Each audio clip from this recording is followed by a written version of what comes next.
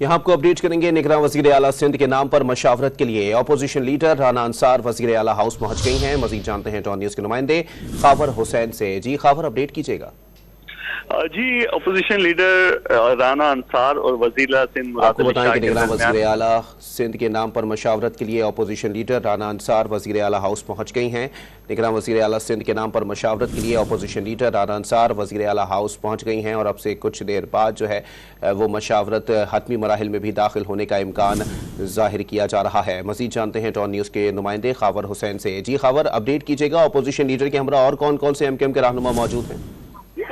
जी, MQM का वफ्द अब से कुछ देर पहले वज़ीर आला हाउस पहुंचा, जिसमें अली खुर्शीदी भी इनके हमरा मौजूद थे। इस दौरान अपोजिशन लीडर और वज़ीर आला सिंध मुराद अली शाह के दरमियान में मुलाकात हुई। राना अंसार ने मुराद अली शाह को 5 साल मुद्दत मुकम्मल करने पर मुबारकबाद दी और उनकी कारकर्दगी को सराहा। ये एक रस्मी मुलाकात थी, ताहम इसमें कोई नाम अभी तक ज़ेर बहस नहीं आए हैं अपोजिशन के हवाले से या हुकूमत की जानिब से निगरान वज़ीर आला के लिए।